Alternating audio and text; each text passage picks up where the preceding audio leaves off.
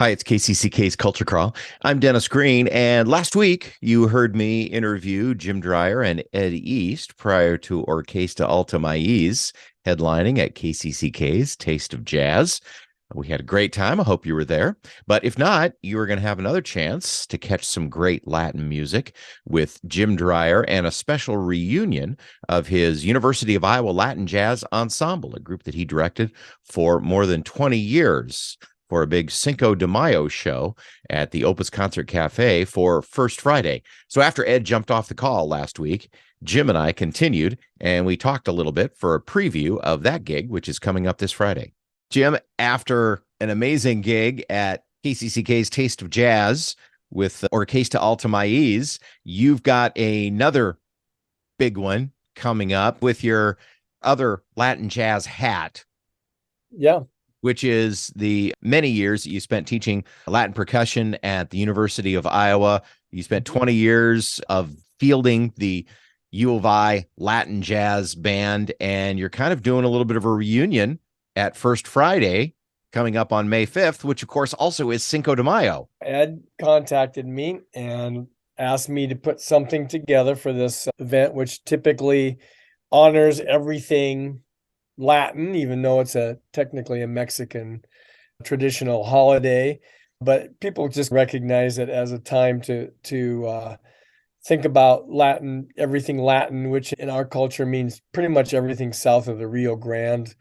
Could include Mexico and the South America and Brazil and the Caribbean and Cuba and everything. So I was more than happy to take that opportunity, and I eventually came upon the idea that it would be really fun to get some of my favorite folks that were in my Latin jazz ensemble to join me and put together a group just for this special occasion.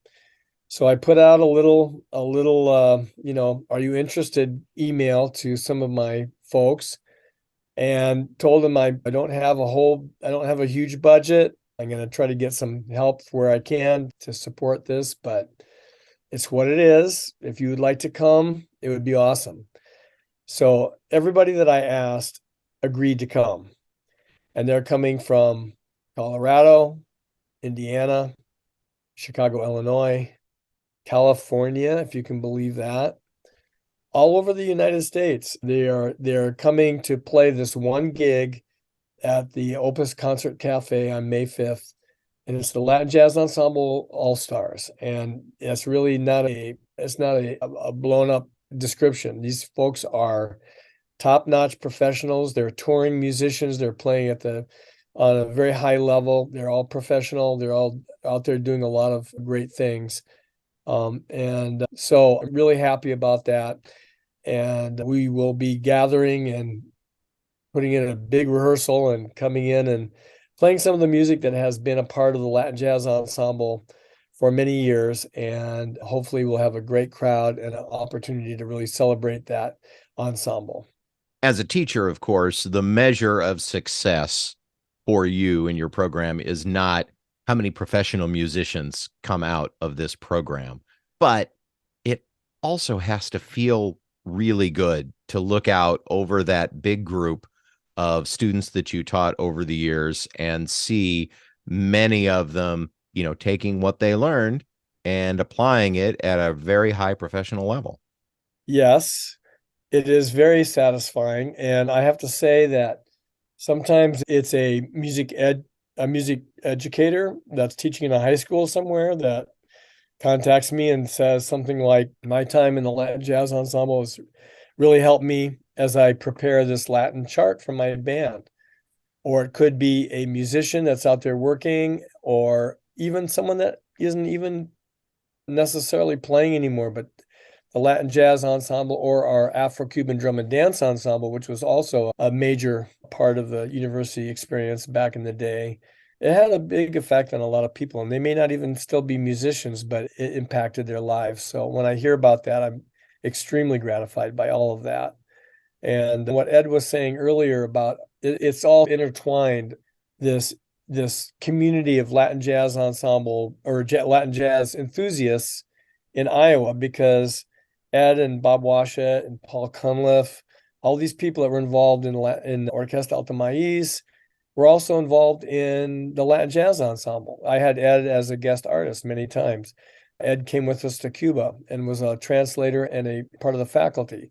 Paul went with me to Cuba 3 times. And every time we went, we brought back stuff for the ensemble, for Latin Jazz Ensemble and for Orquesta Alto Maiz. So, and then we would do clinics for schools like you were talking about. You can't really separate one of these elements away completely from the other. Orquesta Alto Maiz was the sort of the building block of all this other stuff that came out of it. And the Latin Jazz Ensemble was definitely one of those things. In fact, I would say probably 60% of the music originally that I had for the Latin Jazz Ensemble came directly out of the Orquesta Alto Maiz book. All these things helped and interacted with each other to create all the things that we did to enhance the music and to teach it and to learn it ourselves and to just go down this road of discovery. And these folks that are coming in I can't wait to play with them. And when I was their teacher, I always thought, man, I sure like to play with these folks because they're so good. And now it is something of a self-indulgent exercise here because I'm allowing myself the opportunity to play with these great musicians. Jonathan Eldridge II is a piano player. Gianna Neville, timbales and drums. They're also bringing some of their own music in as well. Jim Bunig, great saxophone player coming from Chicago. And Matt Grunstad, who was in my very first Latin Jazz Ensemble, like in 2002, I think it was. A great drummer, percussionist, DJ, music producer, and now music educator in Denver is also going to be a part of this. The bass player I'm using, Askar Kahetov, is actually the last bass player in the ensemble, and he's a graduate student at the University of Iowa now. So I am using one person that is still in the University of Iowa who was in the last ensemble that I had, and he's a fantastic bass player. And so I'm really happy that he's going to be joining us as well. So we're really super excited about it. We told the story a lot of times about Santana being your first influence. And I know you had the chance to study with some really heavy Latin jazz experts when you were at Berkeley, but then you come back to Iowa and you probably think, well, that's just going to, that'll be a little quiver in my toolbox. It might be something I pull out every now and again. And then all of a sudden you make a career out of it because Orquesta Alto Maiz creates this demand and makes it possible to have a whole course of study at the University of Iowa. It is pretty amazing. And I tell people this, which is very ironic.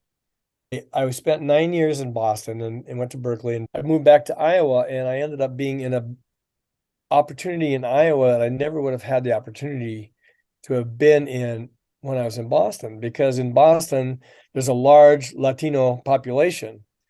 And typically Latin bands are going to use the people in their community, especially if they're coming in and they're already marginalized. They don't have the opportunity that maybe a white middle America person was going to have, and they know the music inside and out. So ironically, I came to Iowa to be involved in a great Latin jazz ensemble.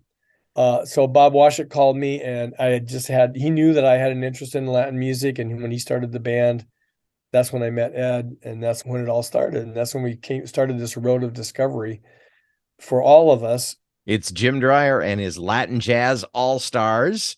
First Friday Jazz at the Opus Concert Cafe. Special Cinco de Mayo edition. Of course, the Cinco de Mayo only happens on Friday every few years, so we'll have to figure out a way to do this more often than that, because I'm sure that there are lots of possible reunion combinations that would be great to hear. There are definitely many musicians out there who are working at a very high level that I would love to get back in. But this is a very special group.